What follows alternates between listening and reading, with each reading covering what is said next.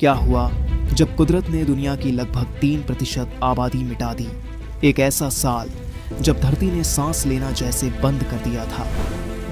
कैसे प्रशांत महासागर में छोटा सा एक बदलाव करोड़ों लोगों की मौत का कारण कैसे बन गया। और सब कुछ शुरू हुआ प्रशांत महासागर से। साल 1877 प्रशांत महासागर में एक खामोश बदलाव हो रहा था। आमतौर पर तेज हवाएं, जिसे ट्रेड विंड्स कहते हैं, गर्म पानी को एशिया की तरफ धकेलती रहती है। ये हवाएं कमजोर पड़ने लगीं, जिससे प्रशांत महासागर का औसतन तापमान नॉर्मल से 2 डिग्री से ज्यादा बढ़ गया। और यही बदलाव एक ऐसे सिलसिले की शुरुआत था जो पूरी दुनिया को प्रभावित करने वाला था। और इसी बदलाव को हम एल नीनो के नाम से जानते हैं।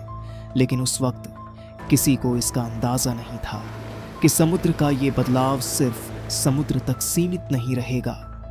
उस समय भारत में अंग्रेजों का शासन था। गर्मियां अपने चरम पर थीं।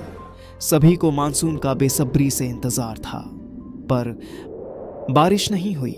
सभी को लगा इस बार मानसून थोड़ा लेट है, पर धीरे धीरे एक भयानक सच सामने आया। मानसून लेट नहीं था, ये एक सूखा था जो बढ़ता जा रहा था। और फिर जिसका डर था वही हुआ। फसलें खत्म होने लगीं, खेत सूखने लगे, तापमान इतना बढ़ गया कि जमीनें फटने लगीं, अनाज सोने के भाव मिलने लगा और लाखों की संख्या में मासूम लोग मरने लगे। पर भारत को असली नुकसान सूखे की वजह से नहीं, बल्कि ब्रिटिश रूल की वजह से हुआ। जब लोग भूख से तड़प रहे थे, तब भी भारत से अनाज इंग्लैंड भेजा जा रहा था, जिसका परिणाम अनाज होते हुए भी लोगों को खाने को नहीं मिला। फसलें खराब होने के बावजूद भी किसानों से टैक्स वसूला गया, जिसके वजह से किसानों को जमीनें और पालतू जानवर बेचने पड़े। जरूरी सहायता नहीं मिलने और राहत शिविर न होने के वजह से मौतों का आंकड़ा करोड़ों तक पहुंच गया। NOAA की जर्नल ऑफ क्लाइमेट रिपोर्ट 2018 के मुताबिक भारत में 1.22 करोड़ से 2.93 करोड़ मौतें हुई थीं।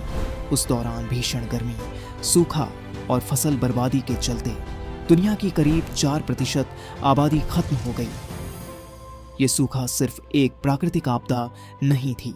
खराब आर्थिक नीतियां, strict tax rules, weak disaster reliefs, इन सब ने मिलकर इसे एक खतरनाक मानवीय आपदा बना दिया। और 1877 से 78 का यह साल हिस्ट्री के सबसे बड़े क्लाइमेट डिजास्टर्स में से एक बन गया। मौसम वैज्ञानिकों का कहना है कि अब 2026 में फिर से सुपर एल नीनो आने की संभावना 62% तक है, जो आने वाले महीनों में 80% से ऊपर जा सकती है। समुद्र का तापमान बढ़ रहा है, हवाएं फिर से कमजोर पड़ रही हैं। आज हमारे शहर पहले ही 45 डिग्री सेल्सियस पर जल रहे हैं। अगर ये एल नीनो आया तो बारिश कम होगी, वाटर शॉर्टेजेस होंगे और महंगाई आसमान छू लेगी। और शायद सब कुछ धीरे धीरे हमारी आंखों के सामने बिगड़ता रहेगा और हम बस देखते रह जाएंगे।